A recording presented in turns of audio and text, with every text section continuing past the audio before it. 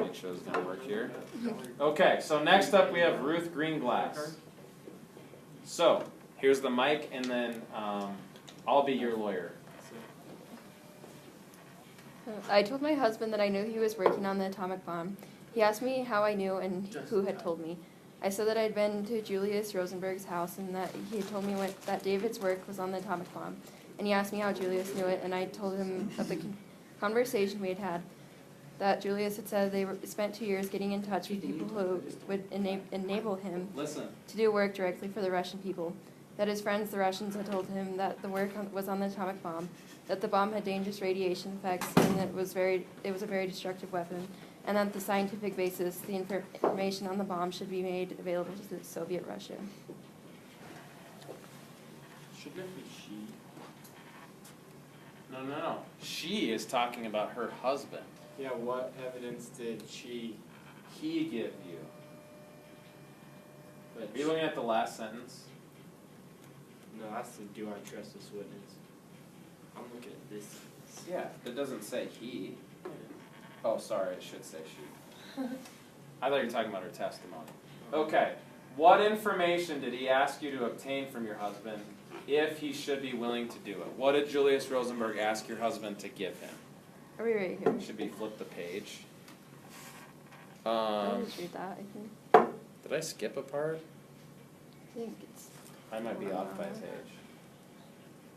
Okay, I am off, sorry. Now, will you state as best you can recollect the substance of that conversation which you had with the Rosenbergs on that occasion?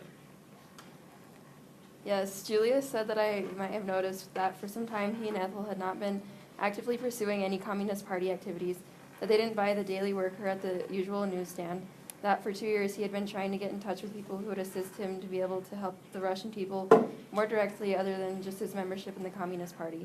And he went on to tell me that he knew that David was working on the atomic bomb, and I asked him how he knew, because I had received an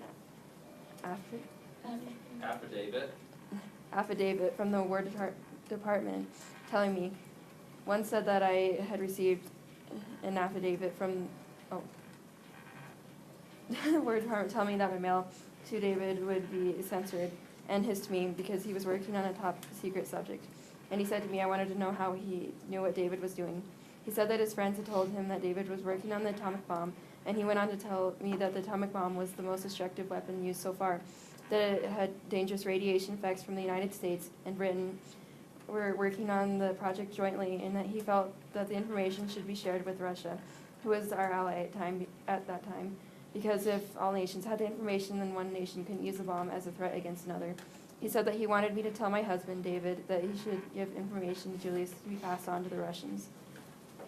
And what information did he ask you to obtain from your husband if he should be willing to do it?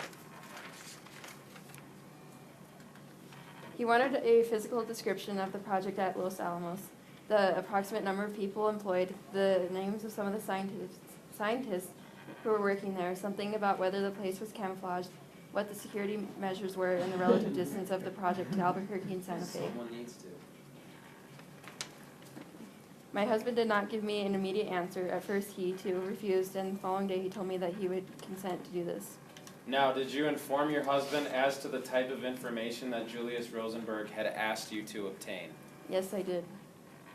Greenglass testified about her husband's description of Los Alamos. He said that Los Alamos had formerly been a writing academy, that it was 40 miles from Santa Fe and about 110 miles from Albuquerque, that the project itself was on top of a hill and it was secluded.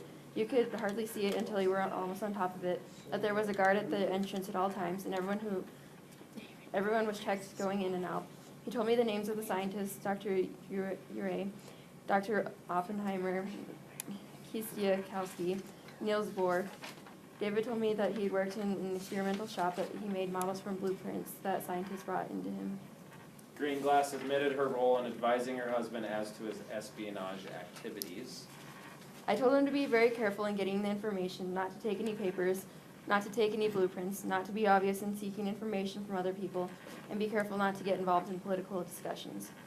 Greenglass testified about a meeting with the Rosenbergs when David was in New York on furlough.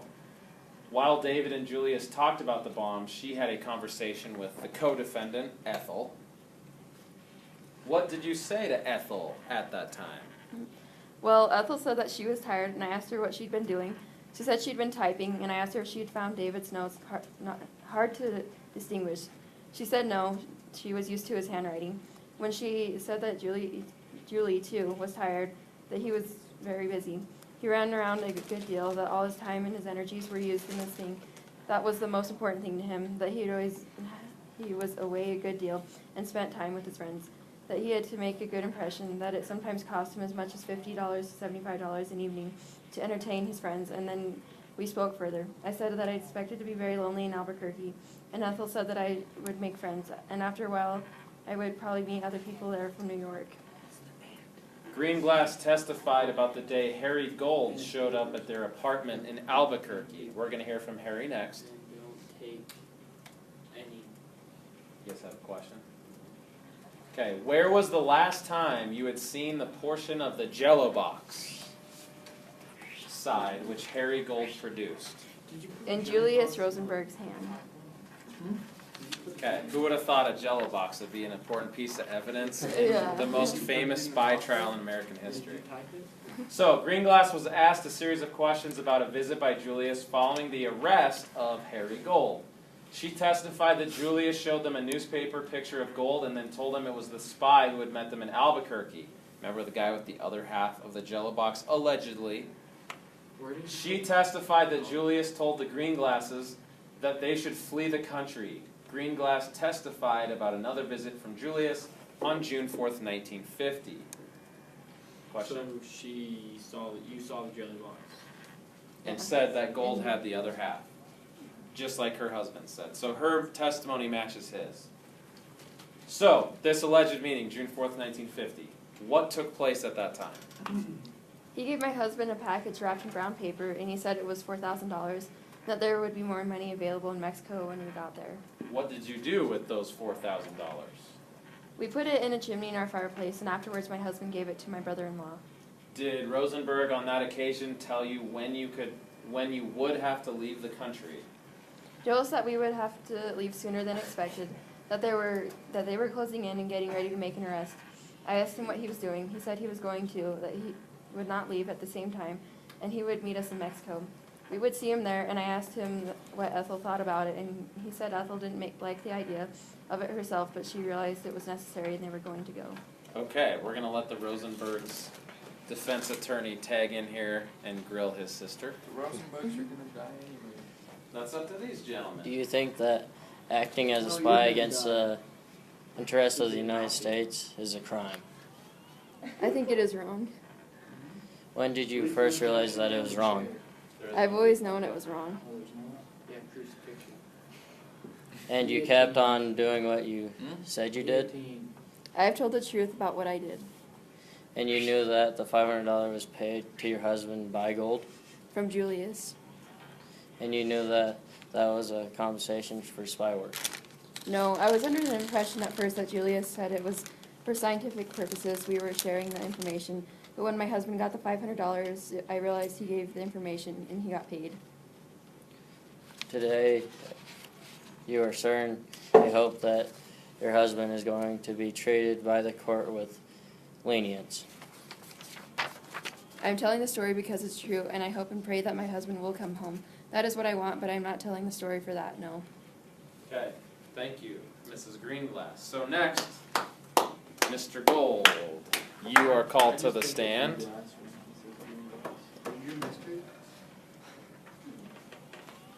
Hey, Gold, get up here. So while he's getting up here, Harry Gold had worked for the Soviets for 15 years and was one of their most trusted spies. He may have been the only American spy to meet Yakovlev, chief of the American Spy Network. He was the witness best positioned to tell the inside story of Soviet espionage activities. So this Yakovlev guy, who's Gold? Papa?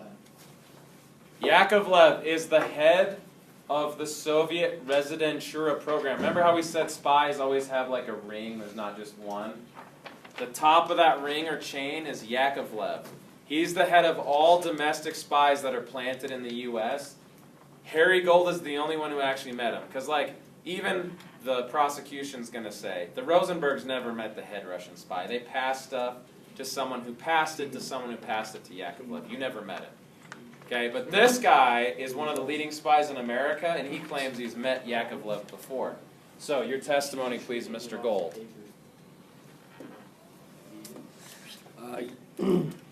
Yakovlev was about 28 or 30 years of age at the time I knew him.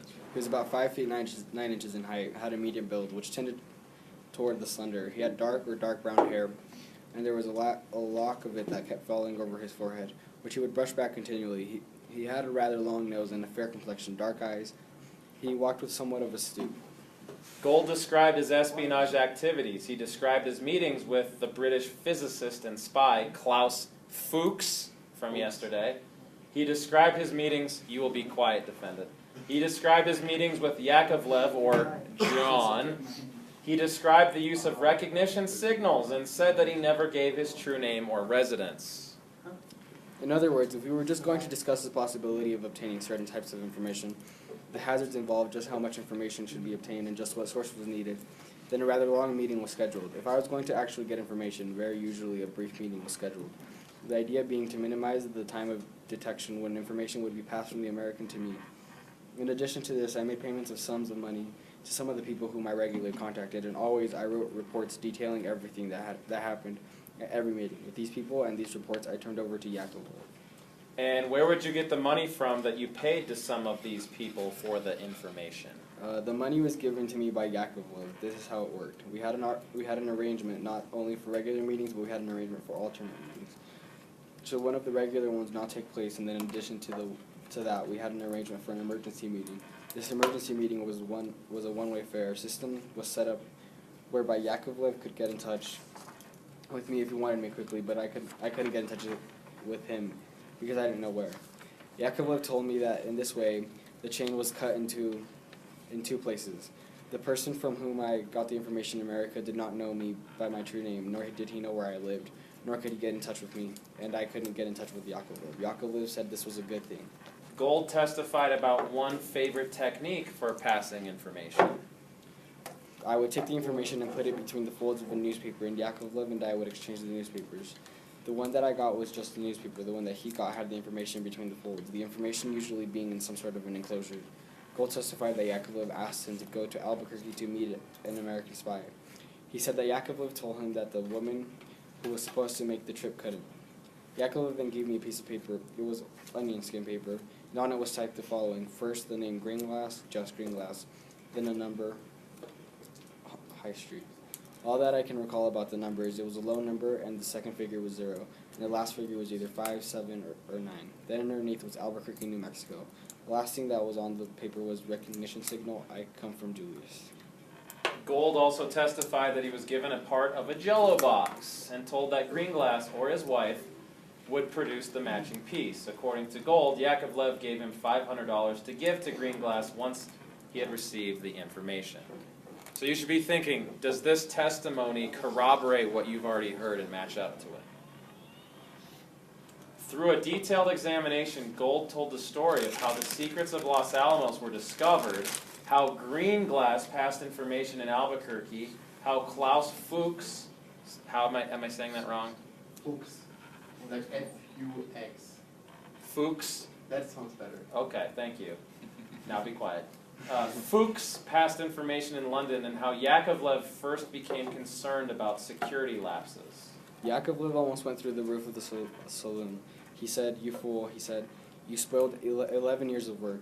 He told me that I didn't realize what I had done, and he told me that I should have remembered that sometime in the summer of '45 he had told me that Brothman was under suspicion of having been engaged in espionage, and that I should have remembered it. Gold testified that Yakovlev told him shortly before Fuchs' arrest, "I'll never see you again," and the direct examination ended. Okay, and then Lane said, "The government, Your Honor, has no further questions." The judge said, "Do you want to cross-examine Rosenberg's attorney?" And Mr. Block said yes. So his turn to tag in and ask you questions. The defendants, Rosenberg, have no cross-examination of this witness. Okay, no cross. The witness is excused. Thank you, Mr. Gold, for your testimony. Now, Elizabeth Bentley. You are called to the stand. Let's go. This is the last witness from the prosecution, then we will hear from the defendants. Okay, prosecutor, you ready? Can you see my screen? What's good? What's Staple? good? Is that big enough to read? Like the top one? Okay, you guys stand up with him. You guys just talk back and forth on this, so just hold it between you. Nobody. Miss Bentley, had you learned what was the relation of the Communist Party of the United States to the Communist International? It was part of the Communist International and subject to its jurisdiction as such. Well, what connection did the Communist Party membership of you and Golos have with the destination of this material to Russia? The Communist Party, being part of the Communist International, only served the interests of Moscow, whether it be propaganda or espionage or sabotage. Bentley testified about a relationship with her Soviet-controlled Mr. Jacob Golos. Miss Bentley, referring to this occasion when you accompanied Mr. Golos to the vicinity of Knickerbocker Village and you saw him in conversation with a man, do you recall that? Yes.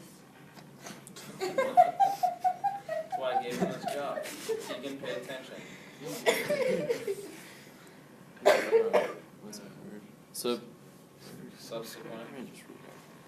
Subsequent to this the occasion, when you went to the vicinity of Knickerbocker Village with Mr. Golos and saw him in conversation with a person and continuing until November 1943, did you have telephone calls from a person who described himself as Julius? Yes, I did. Did you then have conversations with Golos regarding the telephone calls from the person describing himself as Julius? That is correct.